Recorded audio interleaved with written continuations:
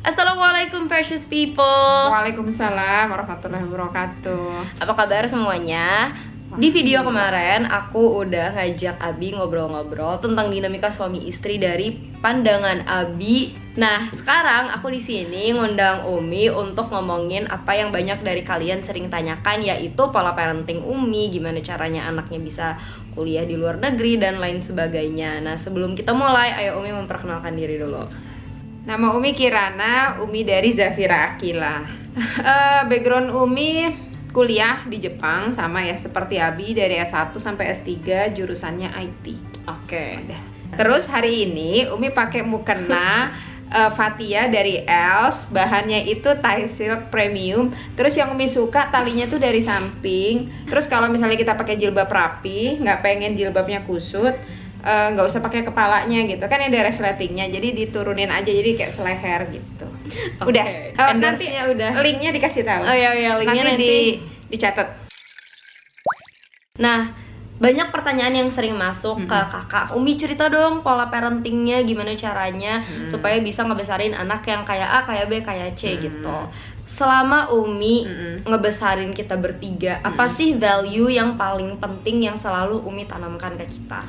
Strive for the excellency. Ush, ambil dari mana Mbak Umi? Ngambil dari mana-mana.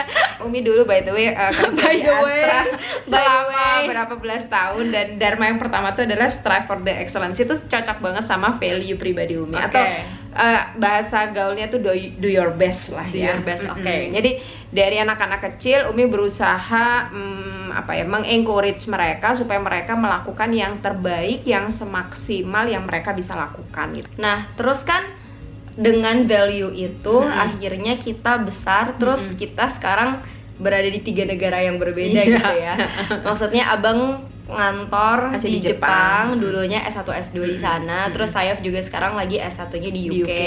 Terus kakak juga insya Allah bakal nanti ke US. Ya. Nah, dari Umi sendiri, apa sih yang bikin Umi ngerasa gampang banget gitu ngelepas anak untuk kuliah di berbagai macam negara dengan usia yang kita tuh masih lulus SMA gitu? Iya.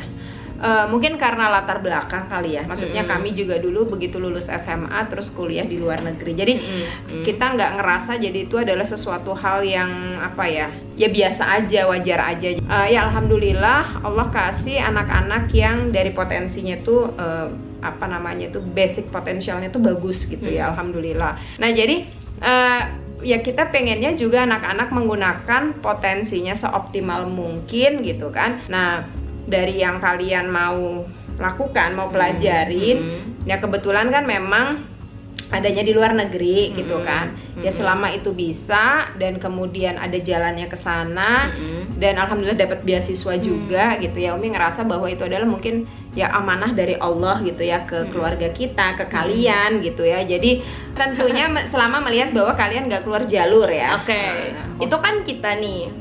Tapi memang kenyataannya banyak banget orang tua di luar sana yang masih ada sentimen-sentimen negatif terhadap anak yang pengen kuliah ke luar negeri. Nah, buat Umi sendiri sebagai orang tua, kira-kira gimana sih caranya bisa nge-convince orang tua biar anak tuh diberikan gitu kepercayaan gitu ya? Semua orang tua itu sangat wajar ya kalau memiliki rasa khawatir, karena kan namanya anak itu kan amanah dari Allah yang diberikan kepada orang tua. Tentunya kita harus take care ya sebaik mungkin. Jadi sekarang kembali kepada si anak itu bagaimana bisa mengconvince orang tuanya bahwa dengan pergi ke luar negeri kuliah di sana itu insya Allah aman-aman aja kan, itu sebetulnya yang pengen dipastikan oleh orang tua. Nah jadi sebelum anak berangkat ya tentunya dari anak itu SD, SMP, SMA ya harus bisa menunjukkan sikap yang bertanggung jawab, tahu mana yang baik, mana yang benar ya, mana yang harus dihindari, terus menjaga pergaulannya, menjaga ibadahnya, dan tetap semangat. Insya Allah kalau misalnya itu dilakukan sama si anak, orang tua teryakini gitu, insya Allah sih ya menurut Umi pasti mendukung lah gitu. Dan mungkin bisa juga membawa bukti-bukti yang emang secara fact itu bisa dilihat sama orang tua. Menurut kakak ya sebagai anak itu tuh bisa banget loh. Coba kita bawa informasi-informasi seperti itu untuk biar orang tua paham. Oke. sekarang nih buat kebanyakan anak yang ingin mempersiapkan untuk kuliah ke luar negeri, terus buat orang tua juga nih yang pengen anaknya untuk kuliah ke luar negeri, kira-kira apa sih yang perlu dipersiapkan untuk bisa mendukung cita-cita anaknya? Oke, itu disclaimer dulu ya, bahwa bukan berarti anak-anak kuliah di luar negeri itu Umi sama Abi tidak setuju dengan pendidikan dalam negeri. Pendidikan di Indonesia pun sekarang bagus banget gitu ya, bagus. Jadi kebetulan memang yang mau dipelajarin sama anak-anak ini gitu kan, jurusan itu fasilitasnya, kesempatannya, dan alhamdulillah dapat beasiswa juga ada untuk kuliah di luar negeri. Jadi karena itulah mengambil keputusan seperti itu. Kita itu kan ada kata dari sahabat Rasul ya, Ali bin Abi Thalib itu, didiklah anakmu pada saat untuk mereka nanti hidup pada zamannya. Betul. Gitu kan. Jadi dengan melihat perkembangan revolusi industri, ya kan, maksudnya 3.0 kemudian 4.0 gitu ya, apalagi dengan adanya internet ya, generasi kalian gitu kan. Nah, apa yang terjadi hari ini, detik ini di New York, kita juga nggak lama pasti tahu di Twitter gitu kan, dimanapun. Jadi ibaratnya kalau dulu kan masih terkotak-kotak antar negara, kalau kita bangun Indonesia ya kita harus di Indonesia berkiprah gitu. Tapi kalau sekarang kemajuan Indonesia itu juga nggak lepas dari kemajuan dari negara lain, ya nggak sih? Disitulah Umi merasa pentingnya anak-anak Indonesia ini ada yang bisa nanti mewakili berkiprah di dunia global. Nah, dan alhamdulillah juga karena melihat potensi kalian yang baik gitu ya. Maksudnya Umi ngeliat ini bukan karena Umi kalian anak Umi gitu ya, nggak, siapapun lah ya, generasi sekarang yang memang bisa nanti jadi berkiprah di dunia global dan memiliki potensi, ya ayo kita dukung gitu loh. Cara orang tua tuh bisa mendukung anaknya supaya potensi-potensi itu timbul dan bisa disupport lebih gitu. Nah, yang pertama adalah orang tua harus kenal dulu strength sama weakness anaknya apa. Harus tahu minat bakatnya, passion anak ini tuh apa gitu kan.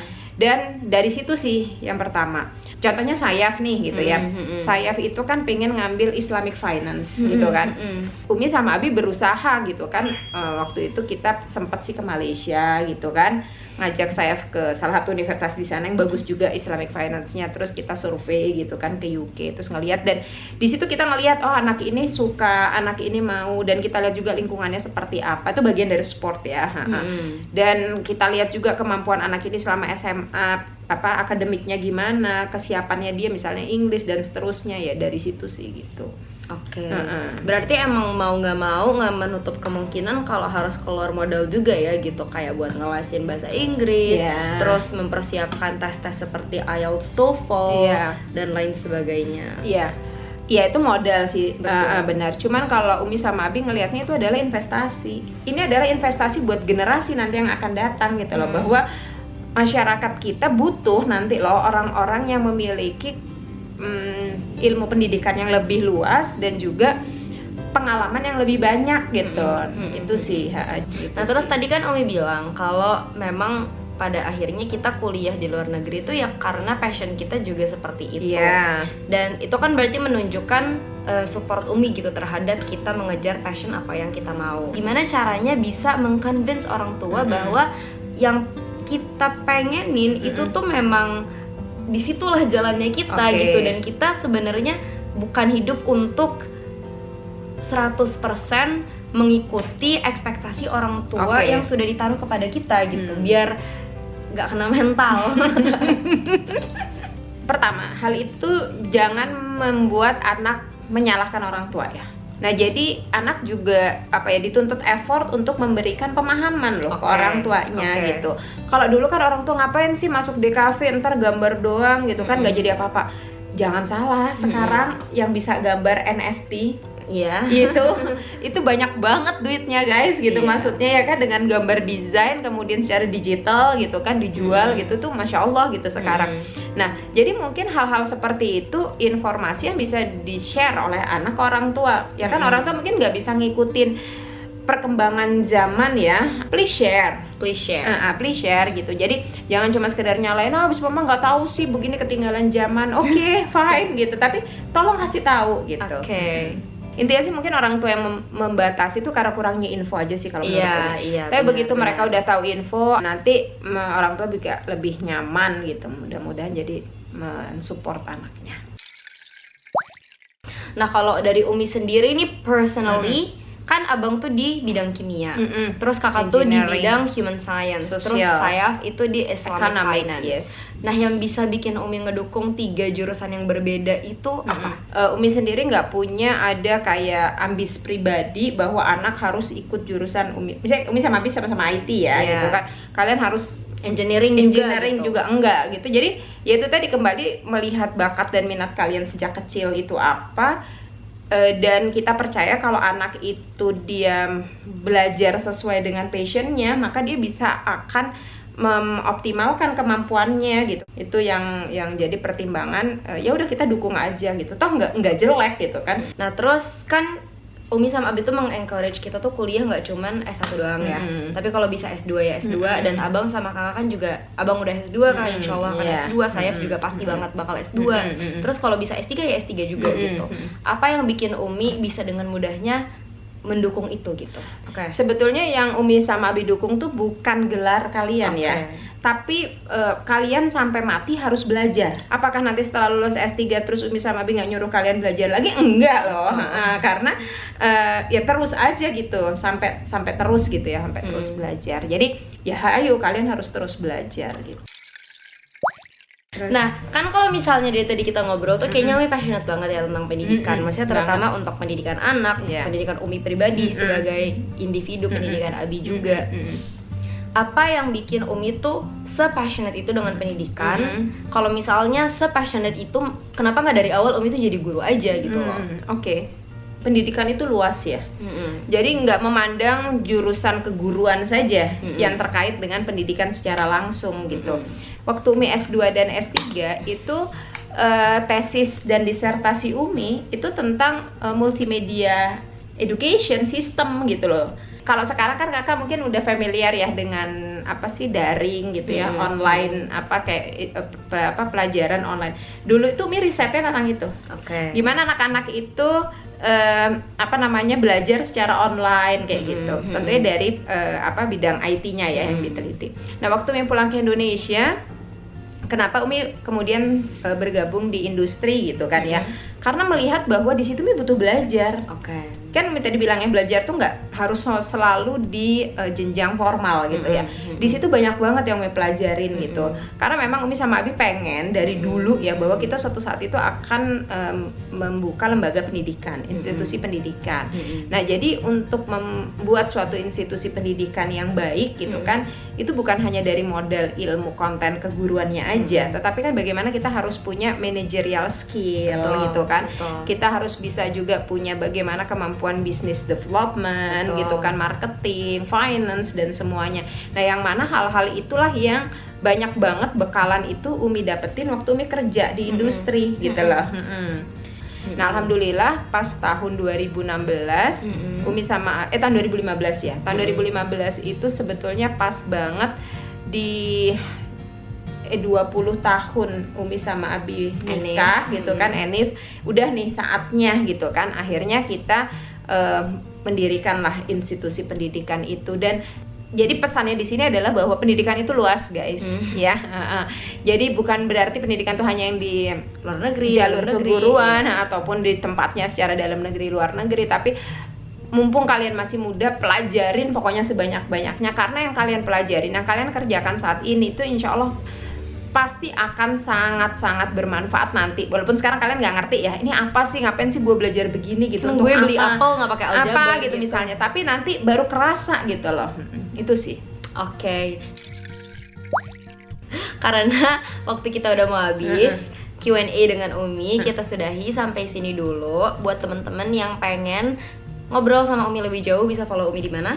Di Facebook atau Instagram. Di Facebook atau Instagram beda ya zamannya ya. Di Facebook apa namanya? Namanya agak alay, nanti ditulis aja. Sama kalau misalnya di Instagram rf.kirana.